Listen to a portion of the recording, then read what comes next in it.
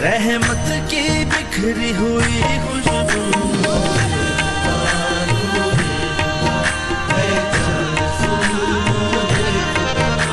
کمی ہے بنی فرشتوں کا مکان نور خدا لے کر آیا رمضان نور خدا ہے چار سو نور خدا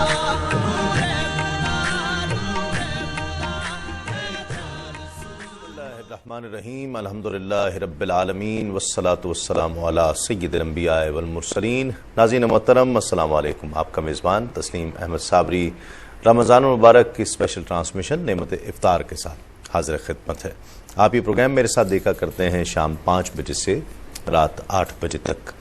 ایک موضوع کا ہم انتخاب کیا کرتے ہیں اور دنیا کی کسی بھی لائبریری میں چلے جائیے، وہ کتنی ہی بڑی لائبریری ہو، کتاب کسی بھی زبان میں ہو، اردو میں ہو، انگلش میں ہو یا فرینچ میں ہو یا کوئی بھی زبان ہو، پرانی ہو نئی ہو، کسی بڑے مصنف کی ہو یا کسی نو آموز مصنف کی ہو، دنیا کی کوئی لائبریری ایسی نہیں ہے جس میں کوئی ایک کتاب بھی ایسی ہو کہ جس میں تحریف ممکن نہ ہو۔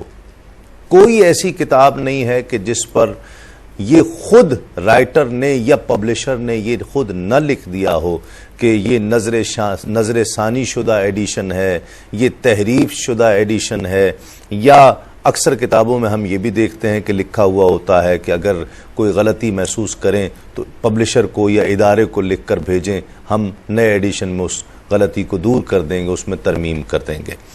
دنیا کی کوئی لائبریری ایسی نہیں ہے، کوئی کتاب ایسی نہیں ہے سوائے ایک کتاب کے، اور وہ ہے قرآن مجید۔ وہ اللہ کا کلام ہے جو سرکار دو عالم صلی اللہ علیہ وآلہ وسلم کی وساطت سے، حضور کے وسیلے سے امت کو ملا ہے، امت تک پہنچا ہے۔ وہ کہا گیا کہ اگر تم یہ چاہتے ہو کہ تم یہ جانو کہ رب نے تم سے کیا کلام کیا ہے، رب تم سے کیا چاہتا ہے، رب تم سے کیا گفتگو فرما رہا ہے، تو قرآن پڑھو۔ قرآن ایک علوم کے منبع و ماخذ کے تعلق سے، علم کے تعلق سے یا فنون کے تعلق سے یا حکمت و دانائی کے تعلق سے یا آنے والے وقت کی پیشن گوئیوں کے تعلق سے، اپنے مضامین کے تعلق سے، اپنے علوم کے اور اپنی جامعیت اور فصاحت اور بلاغت کے تعلق سے ایک بے مثال کتاب ہے۔ آج ہم قرآن مجید کے اس پہلو پر کوشش کریں گے گفتگو کریں۔ ناظرین، یہ یاد رہے کہ ہمارے ہاں سے ہو چکا ہے کہ قرآن مجید کے اگر 30 دن اگر قرآن مجید ہی پر گفتگو کی جائے، قرآن مجید کو ہی موضوع رکھ کر اس کے مختلف پہلوؤں پر گفتگو کی جائے، دن کم پڑ سکتے ہیں، موضوع کم نہیں ہو سکتے ہیں۔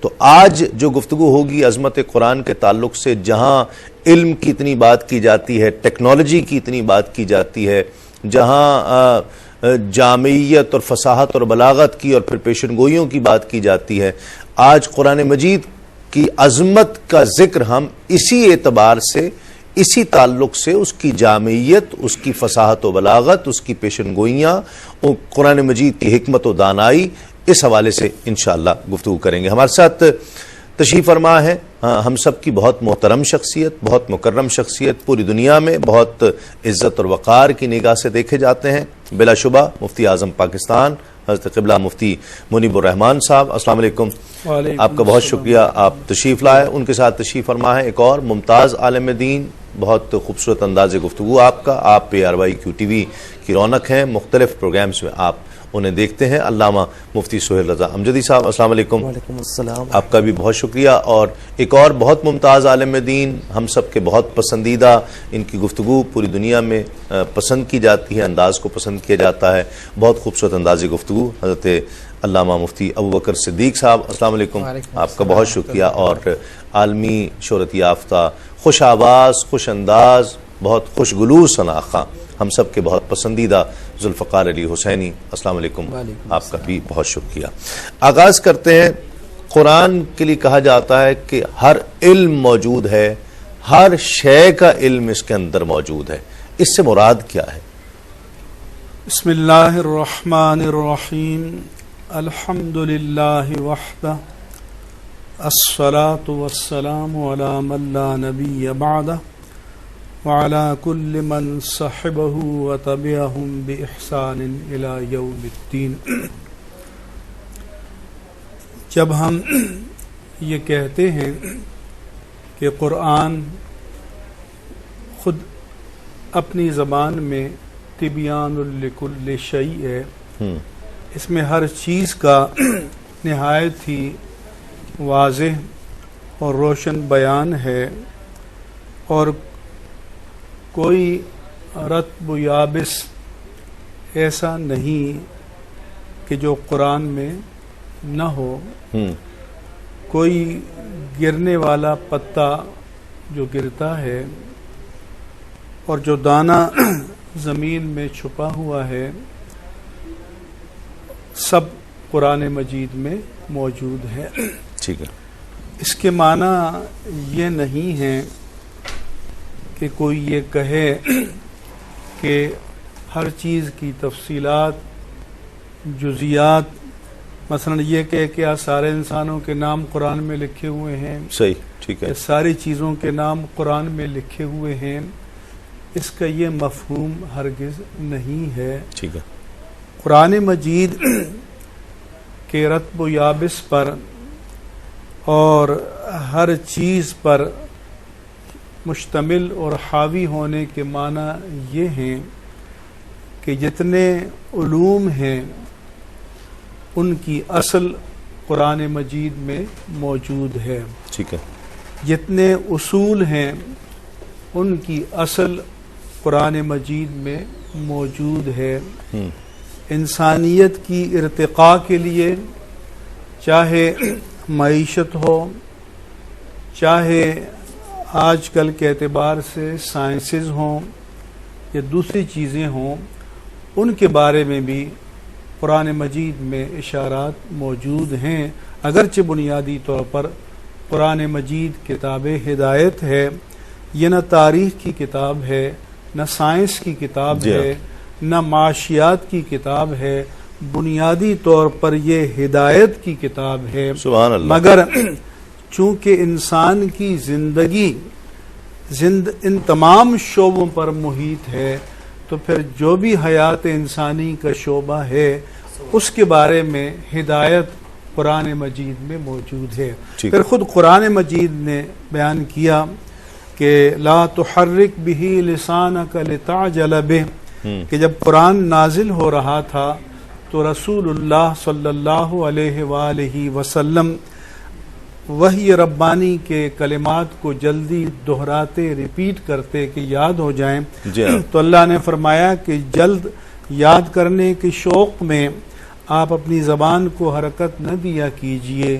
ان علینا جمعہ وقرآنہ، اسے آپ کے سینے میں، آپ کے ذہن میں محفوظ کرنا اور آپ کی زبان مبارک پر جاری کرنا، اے پیارے مصطفیٰ یہ آپ کا نہیں، یہ ہمارا کام ہے۔ فَإِذَا قَرَأْنَاهُ فَاتَّبِعْ قُرْآنَهُ، جب ہم پڑھ لیں یعنی ہمارا بھیجا ہوا فرشتہ پڑھ لے تو آپ اطمینان و سکون اور قرار کے ساتھ پڑھ لیا کیجئے۔ ثُمَّ إِنَّ عَلَيْنَا بَيَانَهُ، پھر فرمایا کہ یہ قرآن کوئی دیوان غالب ٹائپ کی چیز نہیں ہے کہ جس کی جو مرضی میں آئے شعر کی تشریح کرتا پھرے، نہیں، جہاں سے قرآن آیا وہیں سے بیان آئے گا، اور جس پر قرآن آیا اسی پر بیان بھی آئے گا۔ لہذا قرآن کی کوئی توضیح، قرآن کی کوئی تشریح اگر جاننی ہوگی تو صاحب قرآن کے مکتب میں بیٹھ کر اس کو جاننا ہوگا. واہ واہ، بہت خوب. ناظرین کرام، سوال یہ پیدا ہوتا ہے کہ قرآن مجید یہ اس لیے ان تمام خوبیوں کا حامل ہے جس کا ذکر مفتی صاحب بھی فرما رہے تھے اور ہم سنتے بھی آئے ہیں، اور اس سے وراء الورا ہے، اس کی خوبیاں، اس کے کمالات ہماری سمجھ سے سوا ہیں، ہم وراء الورا ہیں. لیکن سوال یہ پیدا ہوتا ہے کیا یہ اللہ کے کلام ہونے کی وجہ سے ہے؟ اگر اللہ کا کلام ہونے کی وجہ سے ہے تو سوال کرنے والا سوال کر سکتا ہے کہ پھر توریت، زبور اور انجیل بھی تو اللہ کے کلام ہیں، لیکن جس کیفیت میں موجودہ دور میں وہ تینوں کلام پائے جاتے ہیں ان میں وہ تمام چیزیں موجود نہیں ہیں، وہ کیفیات موجود نہیں ہیں، تو پھر فرق کس چیز کا ہے؟ ایک وقفہ. کراچی اور اس کے مضافات میں اذان عصر کا وقت ہوا چاہتا ہے. نماز کے بعد آپ سے انشاءاللہ ایک مرتبہ پھر ملاقات ہوتی ہے. سینہ اسلام کے لیے کھول دیتا ہے وہ اللہ کی طرف سے نور پر ہوتا ہے. یہ قاعدہ ہے شریعت کا. کوئی شے اسلام کے مختلف فکری، اعتقادی، سائنسی اور عصری موضوعات پر شیخ الاسلام ڈاکٹر محمد طاہر القادری کے خطابات کا سلسلہ روزانہ صرف کیو ٹی وی پر. ناظرین خوش آمدید، آپ پروگرام دیکھ رہے ہیں نعمت افطار تسلیم صابری کے ساتھ، اور اذان کے وقفے کے بعد ایک مرتبہ پھر ہم حاضر ہیں. اور آج کا سوال نوٹ فرما لیجئے. سورہ واقعہ قرآن مجید کے کس پارے میں ہے؟ سورہ واقعہ قرآن مجید کے کس پارے میں ہے؟ 27ویں پارے میں، 26ویں پارے میں یا 29ویں پارے میں؟ 27ویں پارے میں، 26ویں پارے میں یا 29ویں پارے میں؟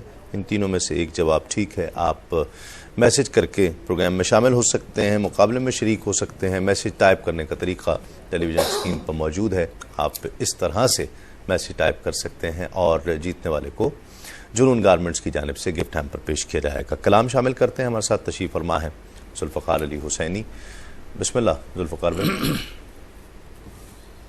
اعلیٰ حضرت کا کلام کے چند اشعار پیش کر رہا ہوں. بسم اللہ. دل کو ان سے خدا جدا نہ کرے. واہ واہ، سبحان اللہ. دل کو سے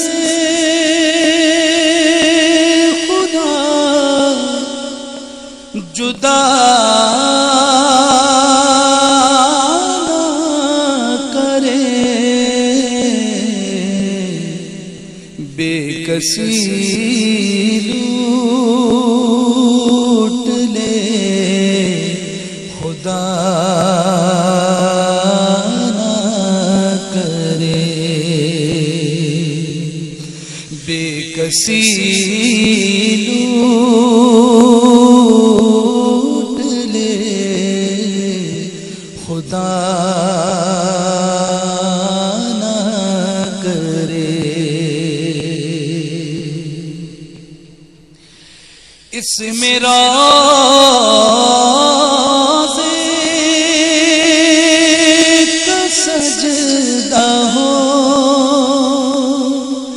کہ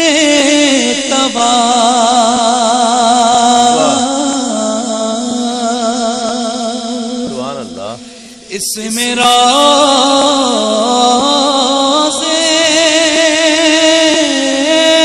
کا سجدہ ہو کہ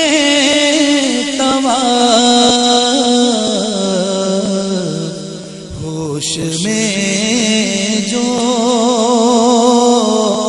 نہ ہو وہ کیا نہ کرے. ہوش میں جو نہ ہو وہ کیا نہ کرے. اور یہ وہی ہے کہ بخش دیتے سبحان اللہ. یہ وہی ہے کہ بخش دیتے ہیں. کون ان جرموں پہ سزا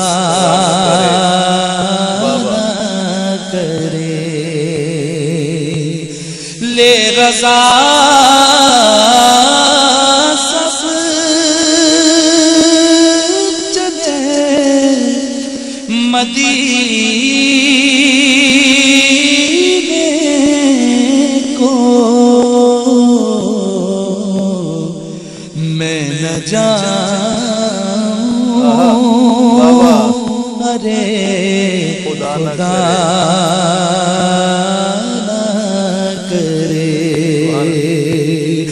میں نہ جاؤں ارے خدا نہ کرے. ماشاء اللہ، بہت خوب، بہت خوب. انتخاب بھی بہت اچھا ماشاء اللہ، آپ نے پڑھا بھی بہت اچھا. ناظرین کرام، قرآن مجید اور اس کی عظمت کے تعلق سے گفتگو ہو رہی ہے. جس طرح مفتی صاحب نے تمہیدی گفتگو میں اس کی شرح کے تفسیر کے تعلق سے بھی ذکر کیا، وہ تو بات انشاءاللہ ہم آگے کریں گے. اس کی عظمت کا ذکر ہو رہا ہے. کیا یہ اللہ کے کلام کے ہونے کی وجہ سے ہو رہا ہے؟ اگر سوال یہ پیدا ہوتا ہے، سوال کرنے والا سوال کر سکتا ہے، تو پھر تو انجیل، زبور، تورات، یہ بھی قرآن مجید، یہ تو اللہ کے کلام ہے. پھر اس میں وہ کیفیت موجودہ دور میں کیوں نہیں ہے؟ بسم اللہ الرحمن الرحیم. اللہم صلی علی محمد وعلی آلہ واصحابہ وبارک وسلم. دیکھیں، بات یہ ہے کہ اگر ہم تورات کی بات کرتے ہیں تو اس میں قصے زیادہ پائے جاتے ہیں. ٹھیک ہے. زبور کی بات کرتے ہیں، اس میں حمد و ثنا زیادہ ہے. اور انجیل کی بات کرتے ہیں تو اس میں امثال زیادہ پائی جاتی ہیں. ٹھیک ہے. اور قرآن مجید میں امثال بھی ہیں، اس کے علاوہ حمد و ثنا بھی ہے، قصے بھی ہیں، امر، اوامر اور نواہی بھی ہیں، زجر و توبیخ بھی ہے، خوشخبریاں ہیں، پچھلوں کی خبریں ہیں، جو کچھ ہو چکا ہے اس کے واقعات کی نشاندہی کی گئی، اور آنے والے جو واقعات ہونے والے ہیں ان کی بھی پیشن گوئی فرمائی گئی. تو فرمایا جاتا ہے کہ قرآن کریم جو کچھ تورات، انجیل، زبور میں تھا ان تمام کا مجموعہ، بلکہ اس سے آگے بڑھ کر اور بھی اس میں اسرار اور رموز اللہ رب العالمین نے رکھے ہیں. اچھا، دوسری بات یہ ہے مضامین کی وسعت ہے، اس میں مضامین کی بہت وسعت ہے، بہت تنوع ہے. دوسری بات یہ ہے کہ رسول اللہ صلی اللہ علیہ وسلم جس دور میں تشریف لائے، اس دور میں حالانکہ تعلیم اتنی نہیں تھی لیکن فصاحت اور بلاغت تھی، اشعار کا ذوق تھا. تو جتنے بھی فصیح و بلیغ کلام تھے ان سب کے سامنے جب قرآن کریم کو پیش کیا گیا تو قرآن مجید کا کوئی متبادل نہ تھا، بلکہ یوں سمجھ لیجئے کہ جس طرح آپ نے ابتداءً بھی کہا کہ ایک شخص ہے، وہ بڑا فصیحانہ بلیغانہ کلام لکھتا ہے لیکن غلطی کی گنجائش اس میں رہتی ہے. قرآن کریم میں کوئی ایک حرف اگر ہٹا کر پوری لغت عرب کو آپ چھان ماری ہے اور آپ یہ چاہیں کہ اس حرف کے بجائے، اس لفظ کے بجائے میں کوئی دوسرا حرف اور لفظ لے آؤں تو یہ نہیں ہو سکتا. جو لفظ وہاں پر موجود ہے وہ ہیرے کی طرح جڑا ہوا ہے. تیسری بات، سوال یہ پیدا ہوتا ہے، مجھے ایک وقفہ لینا ہے. سوال یہ پیدا ہوتا ہے کہ اس کی حفاظت کی ذمہ داری لی گئی اللہ رب العزت نے اپنے ذمہ کرم پر، ان تینوں کتابوں کی کیوں نہیں ذمہ داری اپنے ذمہ کرم پر ہے؟ میں یہ چاہتا ہوں یہ گفتگو اور یہ کس انداز سے ممتاز اور اس کے امتیاز کی وجہ کیا ہے، اس حوالے سے گفتگو کریں گے ایک مختصر سے وقت کے بعد.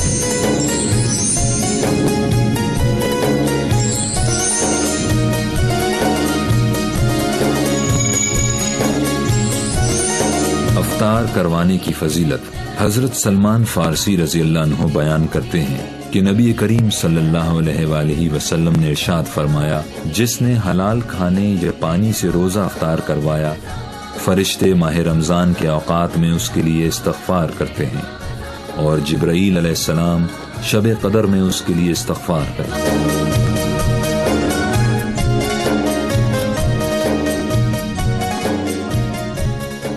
خوش آمدید. آپ پروگرام دیکھ رہے ہیں نعمت افطار تسلیم صابری کے ساتھ. سوال یہ پیدا ہوتا ہے کہ کوئی بھی سوال کر سکتا ہے کہ یہ جو حفاظت کی بات ہے یہ بقیہ جو اللہ کے ہی کلام ہیں وہ بھی اس کے لیے کیوں نہیں تھی؟ بسم اللہ الرحمن الرحیم. آپ کے سوال سے پہلے بطور تشکر میں عرض کروں گا کہ الحمدللہ مفتی صاحب مفتی اعظم پاکستان موجود ہیں یہاں پر الحمدللہ رب العالمین. کی ٹی وی پہ پہلے بھی حضرت نے بہت پروگرام کیے ہیں لیکن میری شمولیت میری حاضری پہلی دفعہ ان کے ساتھ ہے. ہاں یہ میری خوش نصیبی ہے الحمدللہ رب العالمین. تو بزرگ موجود ہیں. مجھے بھی یہ موقع جو ہے وہ اس سال جو ہے وہ تفصیلی طور پر ملا الحمدللہ. الحمدللہ ہمارے لیے سعادت ہے یہ الحمدللہ. بے شک. تو آپ نے جو بات کہی ہے کہ دیگر کتابوں کی حفاظت کیوں نہیں، اصل میں بات یہ ہے کہ اس دین اسلام آخری دین ہے اور اللہ تعالیٰ نے اس کے بارے میں فرما دیا الیوم اکملت لکم دینکم واتممت علیکم نعمتی، تمہارا دین میں نے مکمل کر دیا اور اپنی نعمتوں کو تمام کر دیا. تو اب اس کے بعد کوئی اور دین آنا بھی نہیں ہے کیونکہ نبی علیہ الصلوۃ والسلام نبی آخری زماں ہے اور آپ کے بعد کوئی نبی نہیں آئیں گے. تو آپ کی تعلیمات کو قیامت تک رہنا ہے، جبکہ اس سے پہلے جو انبیاء کرام آتے تھے ان کی تعلیمات دوسرے نبی کے آنے تک ہوتی تھی یا دوسرے رسول کے آنے تک ہوتی تھی. اس کے بعد وہ نیا رسول آتا تھا، وہ نیا اپنا لا پیش کرتا تھا اللہ تعالیٰ کی طرف سے لا کر جو وحی کی صورت میں ہوتا تھا. تو اس لیے باقی کتابوں کی حفاظت نہیں کی گئی اور قرآن مجید فرقان حمید کی حفاظت کا ذمہ اللہ تبارک و تعالیٰ نے خاص طور پہ لیا کہ اس کو بروز قیامت تک جو ہے اس کے احکام جاری و سارے رہیں گے. پھر آپ نے کہا کہ اللہ تعالیٰ کا کلام تو وہ بھی ہے اور اللہ کا کلام تو یہ بھی ہے، لیکن ان کے اندر وہ معجزاتی باتیں نہیں ہیں جو یہاں پر پائی جاتی ہیں. تو بات یہ ہے کہ ان کلاموں کے ذریعے صرف مخلوق کو ایک پیغام پہنچانا تھا کہ دین پہ کس طرح عمل کیا جاتا ہے، کس طرح معاملہ کیا جاتا ہے. لیکن چونکہ قرآن مجید فرقان حمید کے ساتھ معاملہ یہ ہے کہ آپ علیہ الصلوۃ والسلام کے وصال کے بعد بھی اس کلام کو قیامت تک رہنا تھا اور قیامت تک آنے میں مختلف قسم کی قومیں آئیں گی، مختلف قسم کے لوگ آئیں گے، مختلف قسم کے ادوار آئیں گے. ہر دور کے اندر لوگ اپنے اپنی صلاحیتوں کے اندر بعض صلاحیتوں میں معروف ہوں گے، ماہر ہوں گے. تو قرآن مجید فرقان حمید کو معجز اس لیے بنایا ہے تاکہ ہر زمانے کے لوگوں پر فائق رہے کہ تم نے جس فن میں کمال حاصل کر لیا ہے قرآن مجید فرقان حمید میں وہ چیز پہلے سے موجود ہے. سائنس کے اندر آج کمال ہے تو قرآن مجید فرقان حمید میں پہلے سے ہے. آج کمپیوٹر کی ہم بات کرتے ہیں تو قرآن مجید فرقان حمید میں کمپیوٹر کے حساب سے جو باتیں سامنے آئی ہے کمپیوٹر خود حیران اس بارے میں. تو جس زمانے کی طرف ہم جائیں گے، جس زمانے میں جو چیز بھی آ جائے گی، قرآن مجید فرقان حمید میں اللہ تبارک و تعالیٰ نے وہ معجزہ رکھا ہے کہ وہ زمانے پر فائق رہے گی، ہر عہد میں رہے گی، ہر عہد میں رہے گی، ہر عہد میں رہنما رہے گی، ہدایت کرتی ہوئی، ہر معاملے میں ہدایت کرتی ہوئی ہمیں دکھائی دے گی. مفتی صاحب آپ کے پہلے سوال جی ارشاد، میں اس میں ایک چیز اور شامل کرنا چاہتا ہوں کہ جس طرح کہا گیا حضرت ابن عباس سے بھی روایت ہے کہ میرے اونٹ کی نکیل اگر گم ہو جائے تو میں پوچھوں. مولا علی سے آتا ہے کہ میرا تسمہ اگر گم ہو جائے تو میں قرآن سے پوچھوں. کیا یہ چیز جو اس کی جو جامعیت ہے اس انداز کی ہے اور کیا آج کے دور میں کوئی اگر اس طرح چاہے تو کر سکتا ہے؟ ایک تو آپ کے پہلے سوال کے جواب میں تھوڑی سی بات عرض کر دوں. جی صدر الشریعہ علامہ محمد امجد علی اعظمی نور اللہ مرقدہم صاحب بہار شریعت نے عقائد کی بحث میں لکھا ہے کہ کلام اللہ ہونے کی حیثیت سے وہ تمام کتابیں بھی معصم ہیں. ٹھیک ہے.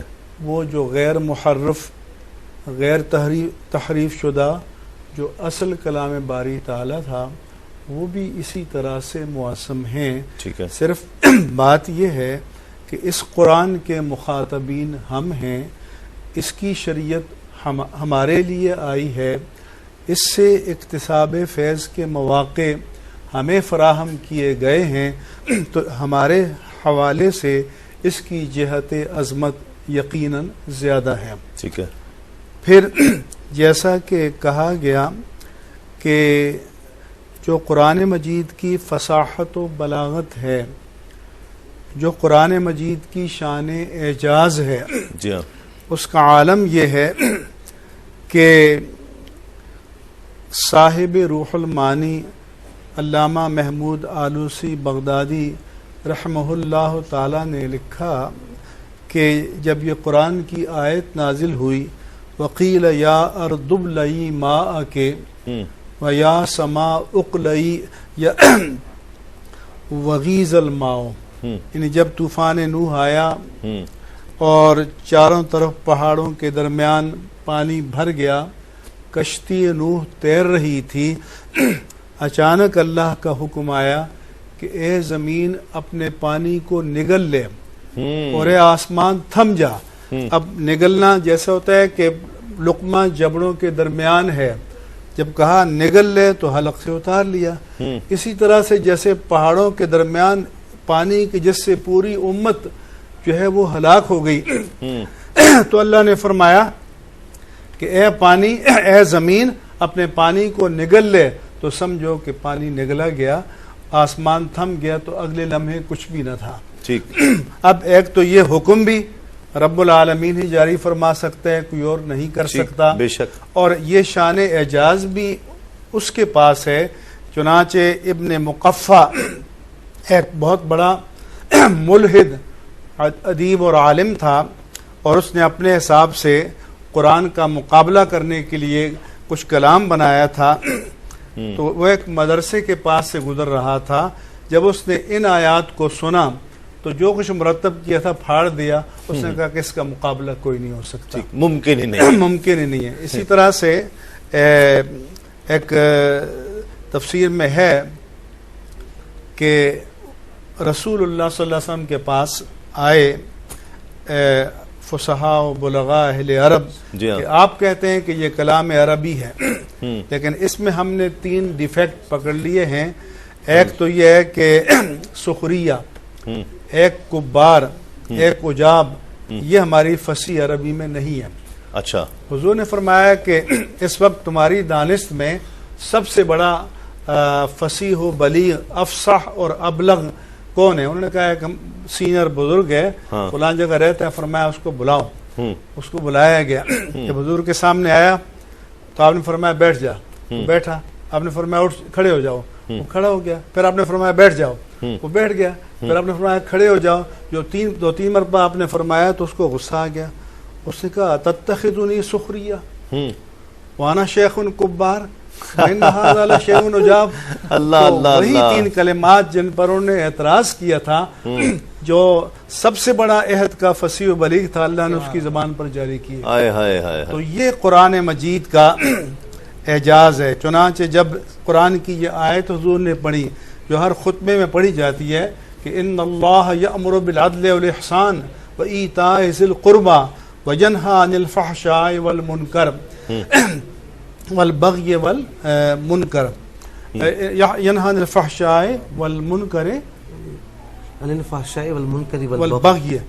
تو اس کے بارے میں کہا گیا کہ یہ جو کلمات ہیں اجمعو لکل امر یتمثل، کہ ہر وہ اچھا کام جو کیا جائے یہ 3 کلمات اس کو جامع ہیں، اور لکل شر یتجنب، اور ہر وہ شر جس سے بچا جائے آخر کی 3 کلمات اس کو جامع ہیں۔ چنانچہ ولید بن مغیرہ نے کہا کہ یا ابن اخی عید، اے بھتیجے ان کلمات کو دہراؤ۔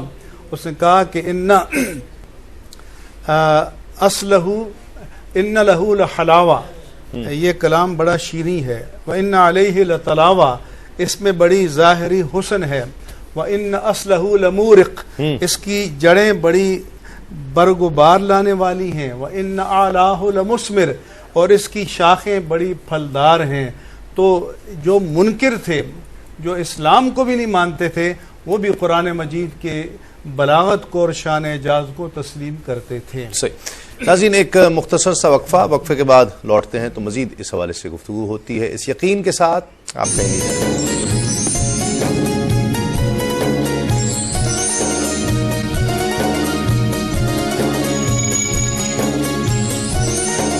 حضرت عبداللہ بن عمر رضی اللہ عنہ بیان کرتے ہیں کہ نبی کریم صلی اللہ علیہ وآلہ وسلم نے ارشاد فرمایا، بے شک روزے داروں کے لیے افطار کے وقت کی دعا ایسی دعا ہوتی ہے جو رد نہیں کی جاتی۔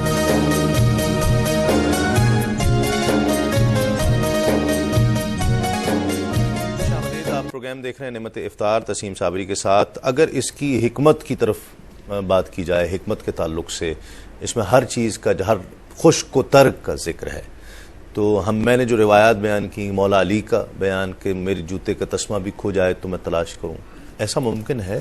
دیکھیں کہا جاتا ہے کہ جمیع العلوم فی القرآن ولکن تقاصر عنہ افہام الرجال، کہ تمام علوم تو قرآن کریم میں موجود ہیں، اس میں کوئی شک نہیں۔ اس کی وجہ یہ ہے کہ قرآن کریم ایک خاص وقت معینہ کے لیے نہیں ہے، بلکہ حضور نبی کریم صلی اللہ علیہ وسلم پر یہ نازل ہوا تو تا قیامت ہی باقی ہے، اس کا حکم بھی باقی رہے گا۔ تو ظاہر ہے کہ تا قیامت کتنے واقعات ہیں، آنے والے حوادثات ہیں، پھر ظاہر ہے کہ یہ بھی ہوتا ہے نا کہ ہر 100 سال کے بعد کچھ معاملات یعنی چینجنگ کی طرف جاتے ہیں، تو قرآن کریم سب کے لیے وافی اور کافی ہے۔ تو جمیع العلوم فی القرآن لیکن تقاصر عنہ افہام الرجال، لیکن لوگوں کی سمجھیں اتنی زیادہ نہیں ہوتی اور ہر آدمی اس قابل نہیں ہوتا کہ اس میں سے علوم کو اخذ کر سکے۔ ٹھیک ہے، ہاں اس میں سے علم کو اس طرح کے علوم جس طرح یہ کہا جا رہا ہے۔ اچھا میں ایک بات کہوں جی کہ حضرت علی رضی اللہ تعالیٰ عنہ کے پاس ایک شخص آیا اور اس نے کہا کہ میری داڑھی جو ہے وہ بہت کم ہے، آپ کی داڑھی بہت زیادہ ہے، آپ فرماتے ہیں کہ ہر چیز قرآن میں موجود ہے، آپ بتائیے۔ آپ نے یہ آیت کریمہ پڑھی وَالْبَلَدُ الطَّيِّبُ يَخْرُجُ نَبَاتُهُ بِإِذْنِ رَبِّهِ وَالَّذِي خَبُثَ لَا يَخْرُجُ إِلَّا نَكِدًا، کہ جو زرخیز زمین ہوتی ہے نا وہ خوب اگاتی ہے، اور جو بنجر زمین ہوتی ہے وہ کچھ نہیں اگاتی۔ واہ واہ واہ۔ اب اسی بات کو ذرا سا آگے ہم بڑھائیں جی کہ یہ کوئی کیلکولیشن یا میتھمیٹک کے سوال کی طرح نہیں ہوتا کہ 2 اور 2 4 وہ ایکویشن مل جائے، اشارات کنایات میں سمجھ گیا، بالکل ٹھیک ہے، وہی بات ہے۔ لیکن کہا جا رہا ہے جی قرآن کو سمجھنے کے لیے آسان کر دیا، لیکن لوگ کہتے ہیں جی یہ تو آسان کتاب ہے، مولوی تو کہتے ہیں بہت مشکل ہے، اس کو ہر بندہ نہیں سمجھ سکتا، اس کی شرح تفسیر ہر بندہ نہیں کر سکتا۔ دیکھیں یہ انہی لوگوں کے سامنے بات کہی جا سکتی ہے جن لوگوں کو عربی نہیں آتی ہے، یہ قرآن سے واقف نہیں ہے۔ جو قرآن سے واقف ہیں ان کے سامنے یہ بات جھوٹ ہے، کیونکہ اللہ تبارک و تعالیٰ نے فرمایا کہ وَلَقَدْ يَسَّرْنَا الْقُرْآنَ هَلْ مِن مُدَّكِّرٍ، ہم نے اس قرآن کو آسان کر دیا، ہے کوئی یاد کرنے والا؟ سمجھنے کی بات نہیں فرمائی ہے۔ اچھا، سمجھنے کی بات کا یہاں تک تعلق ہے تو حضرت عبداللہ بن عمر رضی اللہ تعالیٰ فرماتے ہیں، بخاری شریف کی روایت ہے کہ میرے والد سیدنا عمر فاروق، میں نے بلکہ خود نے نبی علیہ السلام سے 12 سال کے اندر سورہ بقرہ سیکھی ہے، اور میرے والد عمر فاروق نے 8 سال میں سورہ بقرہ سیکھی ہے۔ تو جو عربی میں فصیح اللسان تھے، جن کے زبان مادری زبان عربی تھی، ان کو تو سیکھنے کی کہیں ضرورت نہیں تھی، جو آج کل جس کو سکھانے کا نام لیتے ہیں، ٹھیک ہے، یا جس کو ترجمہ پڑھنے کو کہتے ہیں کہ جناب قرآن سیکھنا آسان ہو گیا ہے۔ عربی کے چند قاعدے ہیں جی، وہ قاعدے پڑھ کر لی جائیں تو کہتے ہیں کہ عام سمجھا جا سکتا ہے۔ قرآن فہمی ایک باقاعدہ کیمپین ہے لوگ اس چیز کے لیے کہ لوگ عام آدمی بھی قرآن کو سمجھے، اس میں کیا حرج ہے؟ قرآن کو سمجھنے میں کوئی حرج نہیں ہے، لیکن جس کو قرآن سمجھنا کہہ رہے ہیں، اب میں سوال ان لوگوں سے یہی ہے کہ عبداللہ بن عمر کو جو کہ عربی النسل ہے، عربی الزبان ہے، سیکھنے میں 12 سال لگ رہے ہیں صرف قرآن کی ایک صورت، اور یہ 1 مہینے کے اندر پورا قرآن سکھا رہا ہے، تو یہ سکھانے میں کیا فرق ہے؟ وہاں پہ سکھانے والے اللہ کے رسول، سیکھنے والے عبداللہ بن عمر، یہاں پہ سکھانے والا جاہل مطلق، سیکھنے والے ویسے ہی، اور 1 مہینے کے اندر سارا کام ہو جاتا ہے۔ تو اس کا مطلب یہ سکھانے کے نام پہ یہ لوگ فراڈ کر رہے ہیں، بلکہ سکھانا نہیں چاہتے، بلکہ اپنے منتخب شدہ بد عقیدگیاں ہوتی ہیں جو کہ قرآن کے نام پر لوگوں کے سینوں میں اتارنے کی کوشش کی جاتی ہیں۔ ویسے اگر ڈائریکٹ لوگوں کو بلائیں کہ آؤ ہم تمہیں بدعقیدگی سکھائیں، ہمارے برے عقائد تمہارے سینوں میں ڈالے، تو کوئی بھی نہیں آئے گا۔ ہدایت اس کا مضمون ہدایت ہے، مضمون ہدایت ہے، لیکن قرآن مجید میں کہا جا رہا ہے کہ اس کو پڑھ کر بہت سے فلاح پا جائیں گے، اس کو پڑھ کر بہت سے گمراہ ہو جائیں گے۔ کہا جاتا ہے جی جب جس کا عنوان ہدایت ہو، جس کا مضمون ہدایت ہو، اس سے کوئی گمراہ کیسے ہو سکتا ہے؟ یہ جو آیت فرمائی ہے کہ یُضِلُّ بِهِ كَثِيرًا وَيَهْدِي بِهِ كَثِيرًا، بنیادی طور پر تو قرآن نے جو مثالیں بیان کی ہیں ان کے سیاق و سباق میں اس کو فرمایا، ٹھیک ہے، کیونکہ جب قرآن مجید میں مکڑی کی مثال آئی یا اور چیزوں کی آئی تو لوگوں نے کہا یہ دیکھیے رب کائنات، پوری کائنات کا خالق، اور وہ مکڑی کی مثال یا مچھر کی۔ تو اللہ تعالیٰ نے فرمایا کہ اللہ تعالیٰ بعودا ان اللہ یدرو مثلا ما بعودتن او ادنا ہے، اللہ لا یستحی ان یضرب مثلا ما بعودۃ فما فوقھا، کہ اللہ اس سے حیا نہیں فرماتا کہ مچھر کی مثال بیان کرے، تو فما فوقھا کے 2 معنی ہیں، ایک تو یہ ہے کہ یا اس سے کسی بڑی چیز کی، دوسرا معنی یہ ہے کہ مچھر سے بھی کم تر ہونے میں جو چیز ہو، مثلا اس سے بھی 1000ویں درجے میں معمولی ہو، تو اس کی مثال بیان کرنے میں بھی حیا نہیں فرماتا کیونکہ مثال بیان کرنے میں وہ چیز مقصود نہیں ہوتی بلکہ مثال اور ممثل لہو میں جو مناسبت ہے وہ مقصود ہوتی ہے. جیسے کہ فرمایا کہ مشرکوں کے عقائد باطلہ کی مثال ایسی ہے کبیت العنکبوت، جیسے مکڑی کا جالا. پھر فرمایا کہ سب سے کمزور گھر مکڑی کا ہے. تو اب یہاں مکڑی کا جالا کوئی مقصود نہیں ہے بلکہ مقصود یہ ہے کہ جتنا مکڑی کا جالا کمزور ہے اسی طرح سے ان کے مشرکانہ اور کافرانہ عقائد کی بنیادیں کمزور ہیں، وہ کسی مضبوط دلائل پر قائم نہیں ہیں. تو اس حوالے سے قرآن مجید نے فرمایا کہ یضل بہ کثیرا یہدی بہ کثیرا. اور اگر اس سے قرآن مراد لیا جائے پورا تو اس کے معنی یہ ہیں کہ جن کے دل کی زمین زرخیز ہے ان پر جب یہ قرآن کی انوار کی تجلیات پڑتی ہیں تو وہ ہدایت کو قبول کرتے ہیں. جن کے دل کی زمین چٹان کی طرح ہے تو وہ اس سے بہک جاتے ہیں، ہدایت کا نور ان سے بہہ کر چلا جاتا ہے. ڈیپینڈ اندر کرتا ہے وہ. اور یہ ہے کہ وہ اس کو پھر غلط معنی میں لیتے ہیں، جیسے کہ جنہوں نے معجزات کا انکار کیا اور تو انہوں نے اپنی من پسند تعویلات کر دی. صحیح. ناظرین ایک مختصر سا وقفے کے بعد لوٹتے ہیں اس یقین کے ساتھ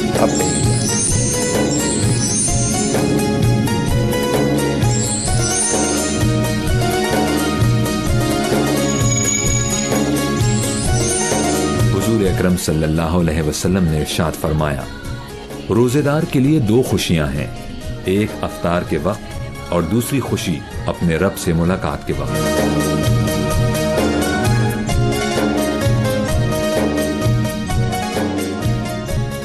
خوش آمدید. آپ پروگرام دیکھ رہے ہیں نعمت افطار تسیم صابری کے ساتھ اور کلام شامل کرتے ہیں اور ہمارے ساتھ ذوالفقار علی حسینی تشریف فرما ہے. یاد رہے کہ ابھی یہاں پر مختصر کلام پڑھا جا رہا ہے، ابھی بھی مختصر پڑھیں گے لیکن ذوالفقار بھائی ہمارے ساتھ ہیں افطار کے بعد والے سیگمنٹ میں بھی ہمارے ساتھ ہیں نعت ہی نعت میں. تو انشاءاللہ آپ کی کوشش کریں گے جو آپ کو پسند ہے ان کے پڑھے ہوئے کلام وہ سب آپ کو سنوائیں گے انشاءاللہ. جی ذوالفقار بھائی.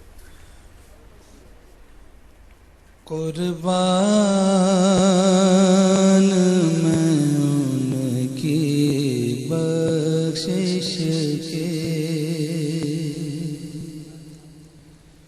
مقصد بھی زبان پر آیا نہیں. قربان میں ان کی بخشش کے قربان میں ان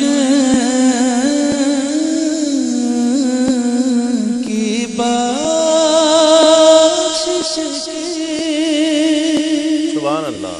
مقصد بھی زبان پر آیا نہیں. بن مانگے دیا اور اتنا دیا دامن میں ہمارے سمایا نہیں. بن مانگے دیا اور اتنا دیا دامن میں ہمارے سمایا نہیں. قربان میں ان کی بخشش کے ایمان ملا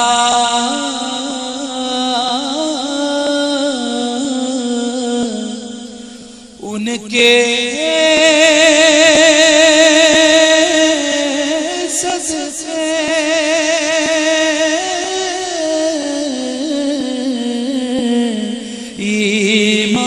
ایمان ملا ان کے صدقے قرآن ملا ان کے صدقے ایمان ملا ان کے صدقے قرآن ملا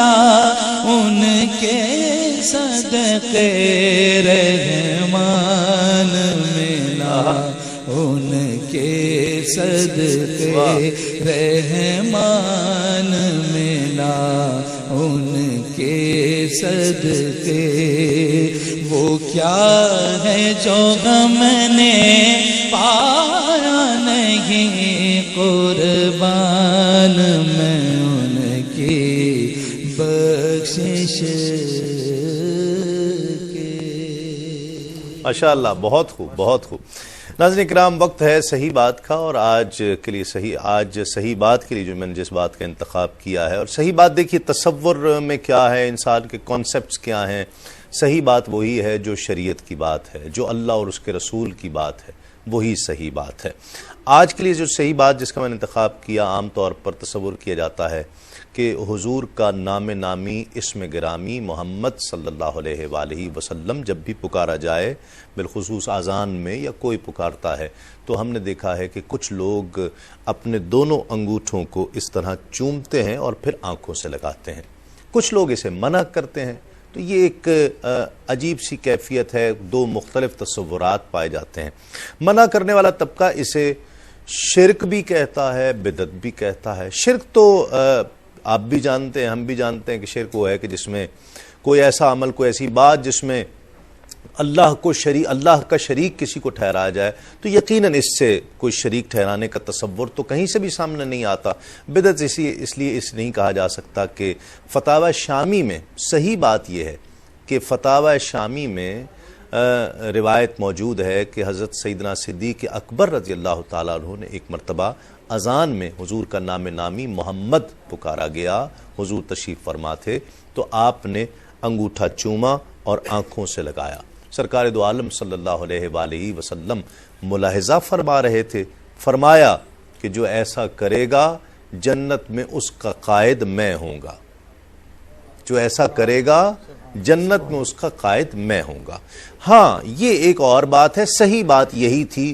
تو جو کرتا ہے وہ محبت، جذبہ محبت سے کرتا ہے، لیکن علماء اس کو لیے یہاں پر یہ بھی کہتے ہیں کہ یہ کوئی نہ فرائض میں سے ہے، نہ واجبات میں سے ہے، نہ سنت میں سے کہا جا سکتا ہے، ایک محبت کا عمل ہے جو کرنا چاہے، اور سرکار دو عالم صلی اللہ علیہ وآلہ وسلم کا یہ فرمان موجود ہے کہ جو ایسا کرے۔ اور پھر حضرت آدم علیہ السلام سے بھی ہمیں ایک روایت ملتی ہے جو بہت مشہور ہے کہ جب حضرت آدم علیہ السلام نے حضور کا ذکر سنا تو رب سے عرض کی کہ مولا میں اس محمد کو دیکھنا چاہتا ہوں، اس کی زیارت کرنا چاہتا ہوں۔ اللہ رب حکم آیا کہ اے آدم اپنے دونوں انگوٹھوں کو اکٹھا کر لو۔ اس میں حضور نبی کریم صلی اللہ علیہ وآلہ وسلم کا چہرہ انور نظر آیا، تو فرط جذبات سے، محبت سے حضرت آدم علیہ السلام نے وہ چہرہ چوم لیا۔ تو یہ وہاں سے بھی یہ سنت قرار دی جاتی ہے۔ تو بہرحال جو لوگ اسے شرک کہہ کر منع کرتے ہیں، تو شرک کا تو کوئی تصور اس میں موجود نہیں ہے۔ صحیح بات یہی ہے کہ یہ ایک محبوب عمل ہے اور محبت کے ساتھ کیا جائے تو اس کا اجر ہے۔ ایک مختصر سا وقفے کے بعد جب ہم لوٹیں گے تو آپ کی ٹیلی فون کالز ہوں گی اور قبلہ مفتی اعظم پاکستان کے جوابات ہوں گے۔ آپ سوال کریں گے، مفتی اعظم پاکستان اس کا جواب دیں گے ایک مختصر سے وقفے کے بعد۔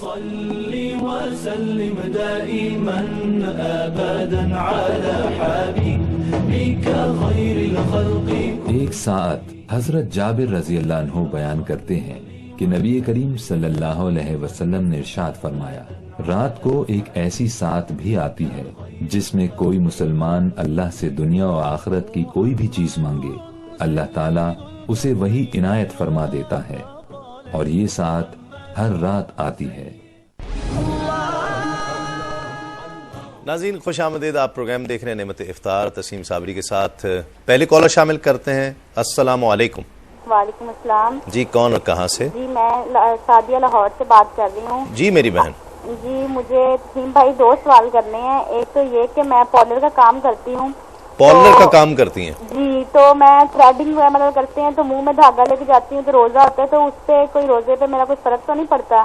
اچھا۔ اور دوسری بات یہ کہ نا جو عورتیں فیڈ کرواتی ہیں اپنے بچوں کو، تو وہ کہتی ہیں ہم روزہ نہیں رکھ سکتے، ہم فیڈ کرواتی ہیں، تو ان کا تھوڑا سمجھ میں آتا ہے، لیکن جو نہیں مطلب فیڈ کرواتی ہیں ان کے بچے چھوٹے ہوتے ہیں تو وہ کہتی ہیں ہم روزہ نہیں رکھ سکتے۔ بچوں کے پیچھے کہتی ہیں، بچوں کے پیچھے بھاگ دوڑ کرنی پڑتی ہے۔ تو اچھا یعنی اس وجہ سے وہ روزہ نہیں پھر رکھیں گی؟ نہیں، وہ تو مفتی صاحب بتائیں گے نا کہ روزہ رکھیں گے یا نہیں. ٹھیک ہے نا جی. السلام علیکم. ایک اور کالر ہیں. السلام علیکم. السلام علیکم. جی. ایک تو کہہ رہی ہیں کہ میں پارلر کا کام کرتی ہوں تو تھریڈنگ کرتی ہوں تو منہ میں وہ لینا پڑتا ہے دھاگا، اس سے کوئی فرق پڑتا ہے روزے پر؟ اس سے تو کوئی فرق نہیں پڑتا، لیکن منہ میں پانی جمع ہو جائے تو اس کے حلق میں اتارنے سے روزہ تو نہیں ٹوٹتا، لیکن یہ ویسے ہی ایک تبن بھی پسندیدہ عمل نہیں ہے، تو اس کو تھوک دیا کریں جب پانی جمع ہو جائے. ٹھیک ہے. باقی یہ الگ مسئلہ ہے کہ یہ کام کرنا کیسا ہے، تو یہ سوال انہوں نے پوچھا بھی نہیں ہے، تو جو پوچھا ہے وہ اتنا ہی ہے، روزہ بہرحال رکھیں. اچھا، پھر انہوں نے کہا کہ کچھ بچوں کو فیڈ کراتی ہیں خواتین، وہ روزہ نہیں رکھتی، اور کچھ ویسے ہی 3-4 سال کے بچے کہتے ہیں جی بچوں کے پیچھے بھاگ دوڑ بہت کرنی پڑتی ہے تو میں اس لیے روزہ نہیں رکھتا. بچوں کے پیچھے بھاگ دوڑ کرنا یہ تو روزے کو چھوڑنے کا مطلقاً قطعاً کوئی جواز نہیں ہے. روزہ فرض عین ہے، روزہ ہر حال میں رکھنا چاہیے. ہاں البتہ جو خاتون بچے کو اپنا دودھ پلاتی ہیں اور وہ خود بھی فزیکلی جسمانی طور پر کمزور ہے، اور اگر ڈاکٹر کہے کہ یہ آپ بچے کو دودھ پلا رہی ہیں روزہ رکھیں گی تو مزید کمزوری لاحق ہو جائے گی. مگر آج کل عام ڈاکٹر تو فری لائسنس دیتے ہیں روزہ چھوڑنے کا، کوئی خدا ترس ڈاکٹر کہے تو ٹھیک ہے، بچے کی رضاعت کے زمانے میں روزہ بربنائے ادھر چھوڑ سکتی ہیں جس کی بعد میں قضا ہوگی. ٹھیک ہے. لیکن جنہوں نے رکھنا ہوتا ہے وہ رکھ لیتے ہیں، کیونکہ سب کے ساتھ رکھنا آسان ہوتا ہے، اکیلے رکھنا مشکل، بہت مشکل ہوتا ہے. اگلے کالر شامل کرتے ہیں. السلام علیکم. جی السلام علیکم تسلیم بھائی، میں امریکہ شکاگو سے بات کر رہی ہوں اور میرا نام ہے رانا ترمیسی. جی جی جی. مجھے آپ سب کو میرا بہت بہت سلام اور رمضان مبارک. مجھے مفتی صاحب سے دو سوال کرنے تھے. ایک تو سوال یہ ہے کہ اگر روزہ کھلنے میں 1 منٹ ہو اور آپ کسی محفل میں بیٹھے ہوں اور آپ کو کوئی کہہ دے کہ روزہ کھل گیا اور کوئی روزہ کھول لے تو اس کو کیا کرنا پڑے گا؟ اور دوسرا سوال میرا یہ ہے کہ ہم جیسے ہمارے بیتھ روم ہوتے ہیں اس میں ایک طرف کموڈ ہوتا ہے اور ایک طرف سنک ہوتا ہے. بعض لوگ کہتے ہیں آپ وہاں وضو نہیں کر سکتے، ٹھیک ہے، آپ جو ہے کچن کے سنک میں وضو کریں. ٹھیک ہے ٹھیک ہے، بالکل آپ کو بتاتے ہیں. جی مفتی صاحب، ایک تو کہا کہ اگر وضو جو ہے، وضو ہمارے ہاں جو باتھ روم جس طرح بنے ہوئے ہیں وہ اگر کموڈ ہے ساتھ تو ساتھ بیسن ہے، کہتے ہیں جی وہاں وضو نہیں کرنا چاہیے. آپ نے اگر وضو کرنا ہے تو کچن کے سنک میں جا کے کریں. وضو کر تو سکتے ہیں لیکن جو دعائیں ہیں، جو کلمات ہیں وہ وہاں پھر نہیں پڑھنے چاہیے. ٹھیک ہے. تو اگر کوئی یہ چاہتا ہے کہ وضو کی دعائیں بھی پڑھے، کلمات خیر بھی پڑھے، تو پھر اسے واش روم سے باہر اپنے وضو کا کوئی انتظام کرنا چاہیے.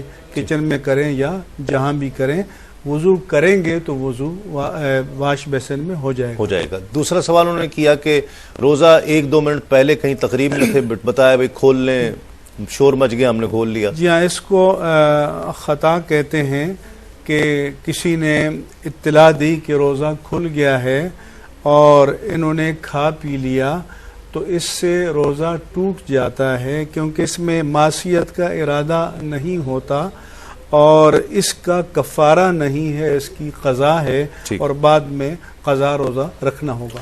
اگلے کالر شامل کرتے ہیں. السلام علیکم. وعلیکم السلام ورحمۃ اللہ وبرکاتہ. جی کون صاحب کہاں سے؟ حافظ محمد شاہد سعیدی بات کر رہا ہوں سانگر سے. جی حافظ صاحب سوال کیجئے. سوال یہ ہے کہ فطرے کی رقم کتنی ہے اور کس کو دینی چاہیے؟ بالکل آپ کو بتاتے ہیں. بہت شکریہ. فطرے کی رقم کتنی ہے اور کس کو دینی چاہیے؟ فطرے کے حوالے سے میں علماء بھی بہت پوچھتے ہیں تو ایک تو میں علماء سے کہنا چاہتا ہوں کہ فطرہ اور فدیہ کے حوالے سے اس کی روح جو ہے وہ لوگوں کو بتایا کریں. اب چونکہ گندم کا آ گیا ہے کہ 2 کلو 150 گرام ہے، تو ہم لوگ اس کو جیسے عربی میں کہتے ہیں کہ عدو علیہ بالنواجز کہ داڑھوں سے پکڑے ہوئے ہیں. بنیادی روح یہ ہے کہ 2 وقت کا کھانا. ٹھیک ہے. اب آپ دیکھیں کہ آج اگر میں کسی نے ہوٹل میں 2 وقت کا کھانا کھانا ہو تو وہ بھی 150-200 سے کم میں نہیں ہوتا. اس لیے علماء کو چاہیے. ابھی میں ناروے سے ہم بیٹھے تھے، تھوڑی دیر یہیں بیٹھے تھے، فون آیا تھا تو میں نے ان سے کہا کہ آپ کشمش کا فدیہ دیں. انہوں نے کہا ہم بآسانی سے دے سکتے ہیں. اس لیے میری اپیل ہے کہ یا تو جو کے حساب سے فدیہ دیں جو 200 روپے ہے، یا کھجور کے حساب سے 1120 روپے ہے، یا کشمش کے حساب سے 2200 روپے ہے، یا اگر کوئی کم از کم بھی دینا چاہتا ہے تو اپنے معیار کے مطابق اتنا دیں کہ ایک فقیر، ایک مسکین 2 وقت کا کھانا کھا سکے. یہ وہ دور نہیں ہے، وہ ایک دور وہ تنگی کا تھا کہ کسی کو خشک روٹی مل جاتی تو تب بھی غنیمت تھی، کھجوریں مل جاتی تو تب بھی غنیمت تھی.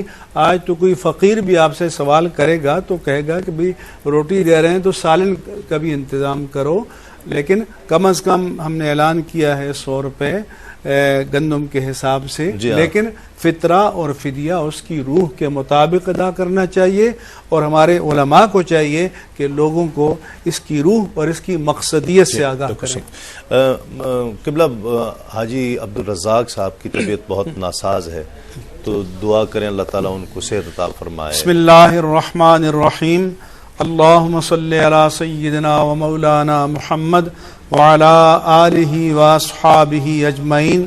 یا رب العالمین، اس ماہ مقدس رمضان کی برکت سے، مقدس قرآن کی برکت سے، اور صاحب قرآن سید المرسلین صلی اللہ علیہ وآلہ وسلم کی برکت سے، اور جتنے تیرے صائمین، عابدین، مسلین، متصدقین عبادات کر رہے ہیں ان کی برکت سے حاجی عبدالرزاق صاحب کو یا اللہ صحت کاملہ عاجلہ اور تامہ عطا فرما.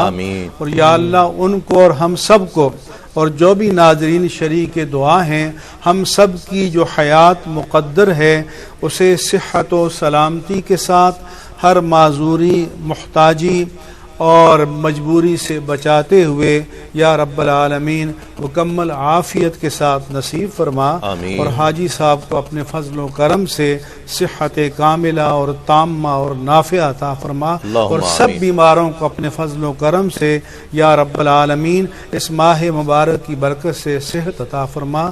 وصلی اللہ تعالی علی رسولہ سیدنا و مولانا محمد وعلی آلہ واصحابہ اجمعین برحمتک یا ارحم الراحمین. آمین آمین. ناظرین کرام، آج کا سوال نوٹ فرما لیجئے. سورہ واقعہ قرآن مجید کے کس پارے میں ہے؟ سورہ واقعہ قرآن مجید کے کس پارے میں ہے؟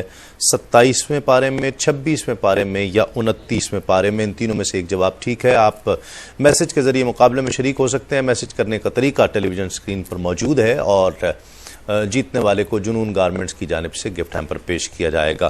وقفہ ہوگا، وقفے کے بعد جب ہم لوٹیں گے تو روزہ کشائی کا سیگمنٹ ہوگا. بچے ہمارے ساتھ ہوں گے. میں اپنے تمام مہمانوں کا بہت شکر گزار ہوں، آپ تشریف لائے. اور ذوالفقار علی حسینی ہمارے ساتھ ہی ہوں گے انشاءاللہ ایک مختصر سے وقت.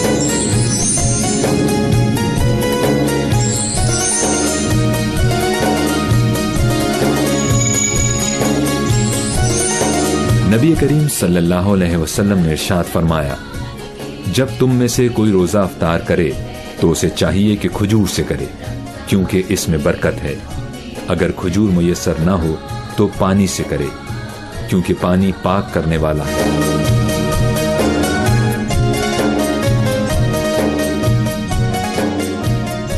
بالکل روزہ لگ تو نہیں رہا. روزہ کشائی سیگمنٹ جو ہے نا، اس میں تم لوگ آ گئے ہو.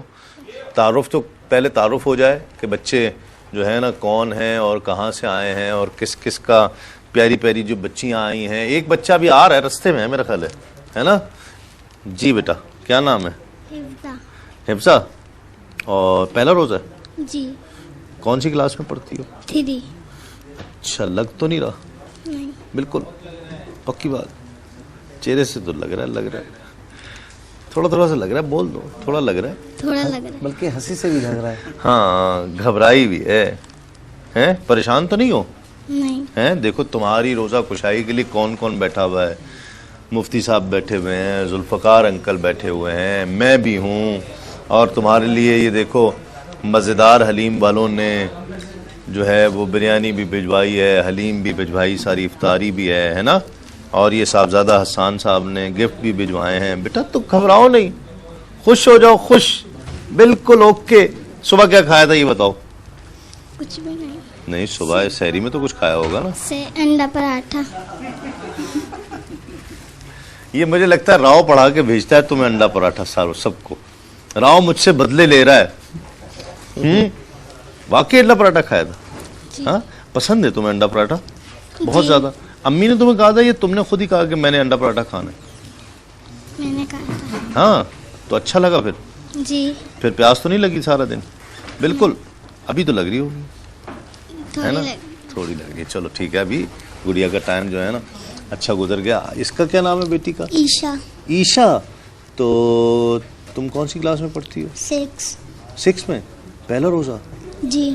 اور اچھا گزر رہا ہے؟ جی بالکل. اسکول تو نہیں گئی تھی آج؟ نہیں. چھٹیاں ہیں؟ جی. ہیں. صبح کیا کھایا تھا سحری میں؟ سحری میں انڈا پراٹھا کھایا تھا. یار یہ کیا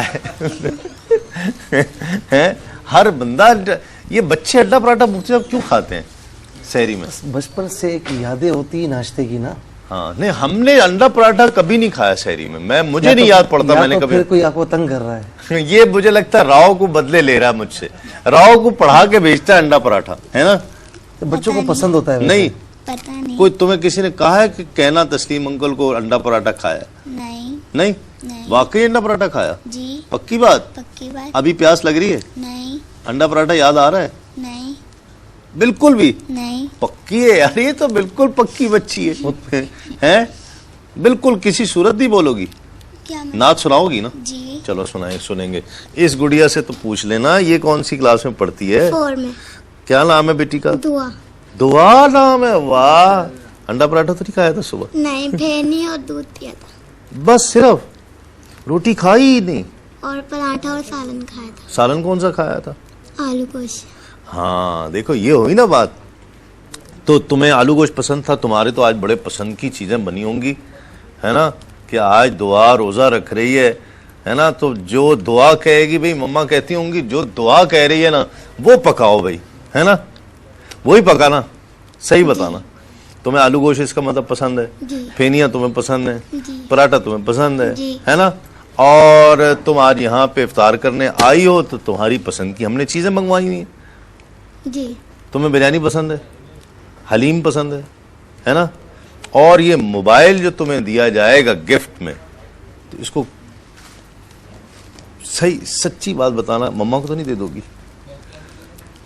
مما کو دے دوں گی. اگر مما بولیں گی تو آپ رکھ لو, میں گیم کھیلوں گی. صرف گیم کھیلنے کے لیے؟ جی. ہاں لیکن بیٹا ہر وقت نہیں کھیلنا نا, ہے دن میں ایک ٹائم رکھ لینا. میرا مشورہ سمجھ لو, دن میں ایک ٹائم رکھنا, 1 گھنٹے کے لیے مما کو کہنا میں اس ٹائم نکالا کروں گی اور اس ٹائم کھیل کے رکھ دیا کروں گی. جی. ٹھیک ہے. چلو اب نعت کون سنائے گا بھائی؟ جاتی ہے. سنا آتی ہے؟ چلو ایک شعر سناؤ. اعوذ باللہ من الشیطان الرجیم, بسم اللہ الرحمن الرحیم. سر میرا جھکا ہے تیرے در پر میرے اللہ, صدقے میں محمد کے کرم کر میرے اللہ. اللہ میرے اللہ, اللہ میرے اللہ, ہے تو ہی خدا سب کا تو ہی پالنے والا, مجبوروں کا محتاجوں کا دکھ ٹالنے والا. تو ہی تو ہے آدم کو یہاں بھیجنے والا, تو نے ہے خدا نو کو طوفان میں ہی سنبھالا. ایوب نے مشکل میں مدد تیری ہی پائی, یونس کو ملی پیٹ سے مچھلی کے رہائی. میرا بھی بنا دے تو مقدر میرے اللہ, صدقے میں محمد کے کرم کر میرے اللہ. واہ واہ, بہت. کس نے یاد کرائی؟ مما نے. واہ واہ بھائی واہ, ویری گڈ. اور یہ کون سی سنائے گی؟ دعا آتی ہے. دعا آتی ہے, سناؤ کوئی دعا سناؤ.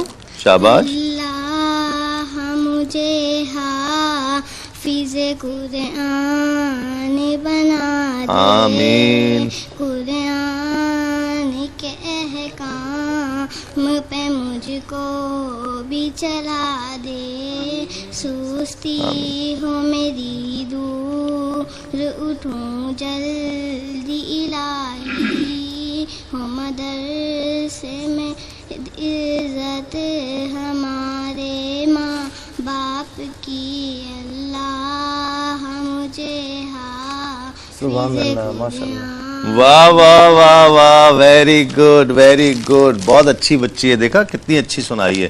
اب سنائے گی عیشا, اور عیشا بہت اچھی سنائے گی نعت مجھے لگتا ہے, لیکن عیشا گھبرا رہی ہے. پتہ ہے کیسے؟ اس کے ہاتھ جو ہے نا بتا رہے ہیں, یہ ہاتھ ایسے ایسے کر رہی ہے, ایسی. ہاتھ مجھے پکڑا دو اور یہ سناؤ. دعا آتی ہے مجھے. سناؤ. اعوذ باللہ من الشیطان الرجیم, بسم اللہ الرحمن الرحیم. کرم مانگتی ہوں, عطا مانگتی ہوں, الہی میں تجھ سے دعا مانگتی ہوں. کرم مانگتی ہوں, عطا مانگتی ہوں, الہی میں تجھ سے دعا مانگتی ہوں. عطا کر تو شان کریمی کا صدقہ, دلا دے الہی رحیمی کا صدقہ. عطا کر تو شان کریمی کا صدقہ, دلا دے الہی رحیمی کا صدقہ. نہ مانگوں گی تجھ سے تو مانگوں گی کس سے, تیری ہوں تجھی سے دعا. واہ واہ واہ, ماشاء اللہ ماشاء اللہ. بھائی ان کو گفٹ دینے چاہیے, فوراً دے دینے چاہیے مفتی صاحب, ہے نا بچوں کو. اس گڑیا کو بھی ماشاءاللہ ماشاءاللہ. اور ذوالفقار بھائی آپ اس گڑیا کو دیں دعا. اور یہ ایک جو رہ گیا, یہ ابھی بچہ ایک آ رہا ہے, وہ نا ٹریفک میں پھنس گیا نا, تو یہ بہرحال اس کا ہے, ہمارے پاس ہے. وہ جب آئے گا تو اس کو ہم دیں گے انشاءاللہ. ٹھیک ہے نا. تو اب کوئی بات کوئی سنانا چاہے گا, کوئی بات کرنی ہو کسی نے. رو رہی ہے گڑیا, کس بات پہ رو رہی ہو؟ دعا سنائی اس وجہ سے. ہوئے ہوئے ہوئے, کیا ہو گیا؟ کہہ رہی دعا سنائی ہے نا تو مجھے رونا آ گیا. اچھا ماشاءاللہ, واہ, یہ تو بڑی اچھی علامت ہے. بہت اچھی بات ہے بیٹا, اللہ تمہیں خوش رکھے. ہیں دیکھو تمہاری وجہ سے نا, تمہاری وجہ سے دیکھو کیسے 4 چاند لگ گئے, ہے نا. روتے تھوڑی ہیں بیٹا, ہیں تمہاری وجہ سے دیکھو نا, ہم لوگوں پہ بھی انعامات ہو رہے ہیں تمہاری وجہ سے. ہیں میں تو کتنا خوش قسمت ہوں کہ تم لوگوں کے ساتھ روزہ کھولتا ہوں, ہے نا. تم لوگوں کی خوش قسمتی نہیں ہے کہ میرے ساتھ روزہ کھول رہے ہو, یہ میری خوش قسمتی ہے کہ میں تم لوگوں کے ساتھ روزہ کھولتا ہوں جن کی روزہ کشائی ہو رہی ہے. سمجھی, پہلا روزہ ہے نا. اور اس وقت جو یہ گڑیا دعا کرے گی نا, اللہ تعالیٰ اس کی دعا قبول کرے گا. کیا دعا کرو گی؟ ہم سب کے لیے کرنا, سب کے لیے کرے گی, اپنے لیے بھی کرے گی, ہے نا. کیا کرو گی؟ سب کو صحت اور تندرستی عطا فرمائے, لمبی عمر عطا فرمائے. ماشاءاللہ, اللہ تعالیٰ تمہیں خوش رکھے. اور ناظرین سچی بات ہے کہ یہ ہماری خوش قسمتی ہے, یہ میری خوش قسمتی ہے کہ بچوں کے ساتھ مجھے جن کا پہلا روزہ ہوتا ہے ان کے ساتھ پہلا روزہ کھولنے کا مجھے شرف مل رہا ہے. یہ ان بچوں کی خوش قسمتی نہیں ہے کہ میرے ساتھ روزہ کھول رہے ہیں, یہ سچی بات ہے کہ یہ میری خوش قسمتی ہے کہ یہ میرے ساتھ روزہ کھولیں. ذوالفقار بھائی کیسا لگ رہا ہے آپ کو آج؟ جی بہت اچھا لگ رہا ہے, اور خاص طور پر دعا کی جو کیفیت تھی اس کو دیکھ کر مجھے بھی کچھ عجیب سی کیفیت ہو گئی ہے کہ اتنی معصوم سی چھوٹی سی بچی اور دل میں کیسے جذبات ہیں کہ دعا کی گئی تو رونا آ گیا. اللہ تعالیٰ یہ کیفیت کاش ہم بھی سب اس جیسے ہو جائیں. یہ کیفیت ہمیں بھی مل جائے. یقیناً یہ بڑی خوش نصیبی کی بات ہے. اور جو بچے روزہ رکھتے ہیں میں سمجھتا ہوں کہ وہ اس وقت بھی اور مستقبل کے اعتبار سے بھی بڑے خوش نصیب ہوتے ہیں. صحیح. اور ایسی علامتیں ہو جائیں تو یہ خوش نصیبی کی علامت ہے. صحیح بات ہے. صحیح. تو ایک مختصر سا وقفے کے بعد دعا شامل کریں گے. مفتی سہیل رضا امجدی صاحب دعا فرمائیں گے انشاءاللہ سب کے.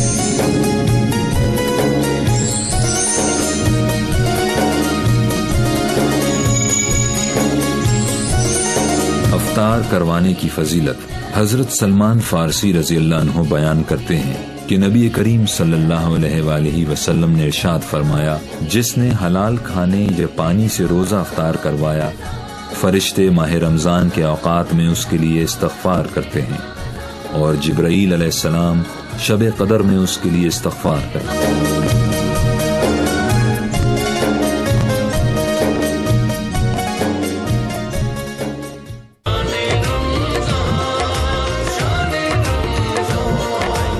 آمین کہنا. ٹھیک ہے, آپ بھی دعا کرنا, آپ بھی کرنا. افزا, عیشا, بہت مبارک ہو تم لوگوں کو سب کو, ہیں بہت مبارک آپ کو بھی. اور مفتی صاحب دعا کریں گے. الحمدللہ رب العالمین والصلاة والسلام علی سید الانبیاء والمرسلین. اللہم لک الحمد بالایمان, اللہم لک الحمد بالاسلام, اللہم لک الحمد بالقرآن العظیم. اللهم ارحم لنا بالقرآن العظيم, اللهم اغفر لنا بالقرآن العظيم, اللهم نور قلوبنا وقبورنا بنور القرآن العظيم. یا الہ العالمین, ہم سب کے تمام روزوں کو, ہماری عبادات کو, نماز تراویح, قرآن کریم کی تلاوت کو اپنی بارگاہ میں قبول فرما. یا الہ العالمین, جتنے بچے یہاں پر روزے دار ہیں جنہوں نے پہلے روزے رکھے, یا الہ العالمین, یا الہ العالمین انہیں یہاں بھی اور مستقبل میں بھی خوش نصیبی عطا فرما. یا الہ العالمین, ان کے والدین کی آنکھیں ان سے ٹھنڈی فرما. یا الہ العالمین, یا الہ العالمین, یہ افطار کا وقت ہے. اس وقت جتنے ہاتھ تیری بارگاہ میں بلند ہیں اے مالک و مولا, یہ خالی اٹھے ہوئے ہاتھ ہیں, ان خالی ہاتھوں کو اپنی رحمتوں سے, فضل و کرم سے مملو فرما. اے الہ العالمین, ہمارے صغیرہ کبیرہ گناہوں کو معاف فرما. جتنے بیمار ہیں سب کو صحت نصیب فرما. ہمارے اے اروائی کے محترم جناب حاجی عبدالرزاق صاحب جو انتہائی علیل ہیں, یا الہ العالمین انہیں شفائے کاملہ عاجلہ عطا فرما. یا الہ العالمین, ان کو صحتیابی فرما. اے مالک و مولا, اے مالک و مولا, ان کی تمام روحانی جسمانی بیماریوں کو دور فرما. اے الہ العالمین, انہیں صحت, عافیت, ایمان کے ساتھ طویل زندگی عطا فرما. اے الہ العالمین, ہمارے حاجی عبدالرؤوف صاحب پر کرم فرما. یا الہ العالمین, انہیں بھی صحت عافیت عطا فرما. اے مالک و مولا, اے مالک و مولا, ہم سب کی تمام دعاؤں کو قبول فرما. ملک پاکستان کی حفاظت فرما, تمام عالم اسلام کی حفاظت فرما. یا الہ العالمین, جتنی دعائیں ہم نے مانگی اے مالک و مولا تیرے پیارے محبوب علیہ السلام کے صدقے میں مقبول و منظور فرما. وصلی اللہ تعالی علی خیر خلق محمد وآلہ وصحبہ اجمعین برحمتک یا ارحم الراحمین. آپ پروگرام دیکھ رہے ہیں نعمت افطار تسلیم صابری کے ساتھ, اور سیگمنٹ ہے نعت ہی نعت. وقت ہے اور ہمارے ساتھ تشریف فرما ہیں آپ کے, ہم سب کے بہت پسندیدہ, بہت ہر دل عزیز, بہت محبوب ثناخواں ذوالفقار علی حسینی. السلام علیکم, کیسے ہیں آپ؟ ٹھیک ہیں, خیریت سے ہیں؟ آغاز آپ کی مرضی سے, پھر اس کے بعد انشاءاللہ فرمائش کرتا ہوں. خالد محمود نقشبندی صاحب کا کلام ہے, پیش کرتا ہوں. بسم اللہ.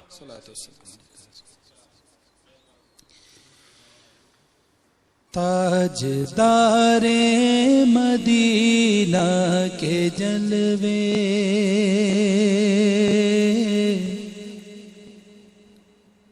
ہاں تاجدار مدینہ کے جلوے, جن کے دل میں سمائے ہوئے ہیں. تاجدار مدینہ کے جلوے, جن کے دل میں سمائے ہوئے ہیں. دور رہ کر وہ قرب آشنا ہے, دل مدینہ بنائے ہوئے ہیں، دور رہ کر وہ قرب آشنا ہے، دل مدینہ بنائے ہوئے ہیں، جن کو ان کی توجہ نے پالا، ان کی رحمت نے جن کو نوازا، جن کو ان کی توجہ نے پالا، ان کی رحمت نے جن کو نوازا، ان گداؤں کا کیا پوچھتے ہو، وہ زمانے پہ چھائے ہوئے ہیں، ان گداؤں کا کیا پوچھتے ہو، وہ زمانے پہ چھائے ہوئے ہیں تاجدار مدینہ کے جلوے، جن کے دل میں سمائے ہوئے ہیں، 30 پاروں میں جو کچھ لکھا ہے، سر بسر سیرت مصطفیٰ ہے، 30 پاروں میں جو کچھ لکھا ہے، سر بسر سیرت مصطفیٰ ہے، ان کی سیرت میں جو ڈھل گیا ہے، اس پہ رحمت کے سائے ہوئے ہیں تاجدار مدینہ کے جلوے، جن کے دل میں سمائے ہوئے ہیں۔ واہ واہ، بہت خوب۔ خالد صاحب کا ایک اور کلام ٹھکانہ میرے حضور کا ہے۔ دل ٹھکانہ، دل ٹھکانہ میرے حضور کا ہے، جلوہ خانہ، جلوہ خانہ میرے حضور کا ہے، دل ٹھکانہ، دل ٹھکانہ، ہر زمانے کی آپ رحمت ہے، ہر زمانے کی آپ رحمت ہے، ہر زمانہ زمانہ ہر زمانہ میرے حضور کا ہے، دل ٹھکانہ، دل ٹھکانہ، اور نعمتیں سب وہی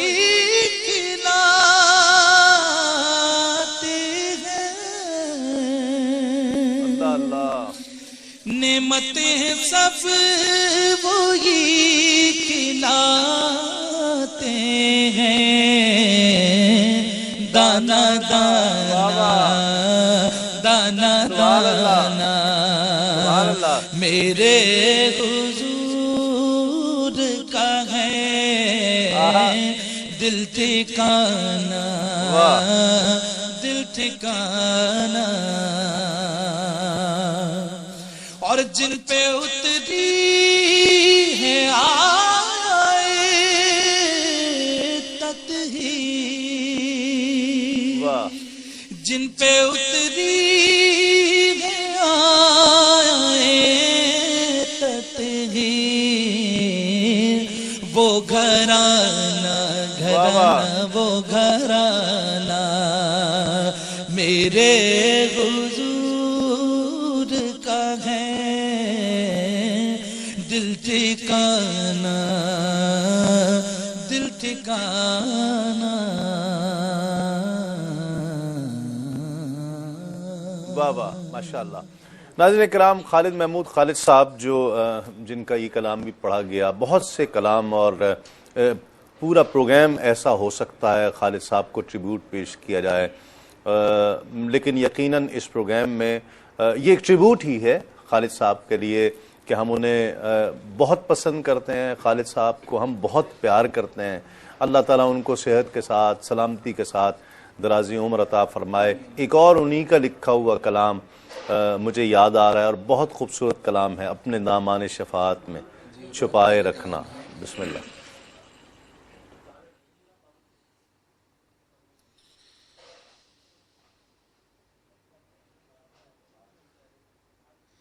اپنے دامان شفاعت میں چھپائے رکھنا، اپنے دامان شفاعت میں چھپائے رکھنا، اپنے دامان شفاعت میں چھپائے رکھنا، میرے سرکار میری بات بنائے رکھنا، میرے سرکار میری بات بنائے رکھنا۔ اسی منصب کا طلبگار ہوں میں بھی آقا، اسی منصب کا طلبگار ہوں میں بھی آقا، خاک ہوں میں آقا، خاک ہوں میں، مجھے قدموں سے لگائے رکھنا، میرے سرکار میری بات بنائے رکھنا۔ بہت خوب۔ اور ان کے گوجا ہر ایک چیز انہی سے مانگو، ان کے گوجا ہر ایک چیز انہی سے مانگو، ہو جا ہر ایک چیز انہی سے مانگو، اپنے دام پہ نہ احسان برائے رکھنا، میرے سرکار میری بات بنائے رکھنا۔ ماشاءاللہ ماشاءاللہ۔ ناظرین کرام، ایک کلام آخر میں ہم پڑھیں گے، اب جتنا وقت رہ گیا ہے اس وقت میں ایک پروفیسر اقبال عظیم کا کلام ہے. ہمارے ایک دوست ہیں ضیاء بھائی، جن کو لوگ وصال یار کے نام سے جانتے ہیں، ان کی بہت دنوں سے یہ فرمائش تھی کہ ذوالفقار بھائی جس دن آئیں ان سے یہ کلام سنا جائے. تو جہاں روضہ پاک خیر الورا ہے، اب جو بھی وقت ہے انشاءاللہ یہی کلام پیش کیا جائے گا، اور انشاءاللہ کل آپ سے ایک مرتبہ پھر ملاقات ہوگی. ضیاء بھائی کی فرمائش پر کہ جہاں روضہ پاک خیر الورا ہے، وہ جنت نہیں ہے تو پھر اور کیا ہے. جگہ روضہ پاک خیر الورا ہے، وہ جنت نہیں ہے تو پھر اور کیا ہے. کہاں میں کہاں یہ مدینے کی گلیاں، یہ جنت نہیں ہے تو پھر اور کیا ہے. کہاں میں کہاں یہ مدینے کی گلیاں، یہ قسمت نہیں ہے تو پھر اور کیا ہے. محمد کی عظمت کو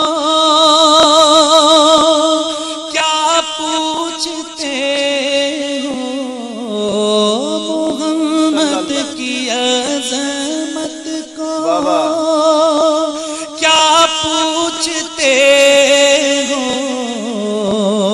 کہ وہ صاحب کعبہ قوسین ٹھہرے، قوسین ٹھہرے. بشر کی سرے عرش مہمان نوازی، یہ عظمت نہیں ہے تو پھر اور کیا ہے. بشر کی سرے عرش مہمان نوازی، یہ عظمت نہیں ہے تو پھر اور کیا ہے. جو آسی کو کلی میں اپنی چھپا لے، جو دشمن کو بھی زخم کھا کر دعا دے، جو آسی کو کملی میں اپنی چھپا لے، جو دشمن کو بھی زخم کھا کر دعا دے، کھا کر دعا دے. اسے اور کیا نام دے گا زمانہ، یہ رحمت نہیں ہے تو پھر اور کیا ہے. بشر بھی ہے، بشریت کا افتخار بھی ہے، رسول بھی ہے، رسولوں کا شہریار بھی ہے. میں مسکرا کے کئی غم خرید لیتا ہوں، میں مسکرا کے کئی غم خرید لیتا ہوں. میں جانتا ہوں کوئی میرا غم گسار بھی ہے. سبحان اللہ. اس سے اور کیا نام دے گا زمانہ، یہ رحمت نہیں ہے تو پھر اور کیا ہے. یہ رحمت نہیں ہے تو پھر اور کیا ہے.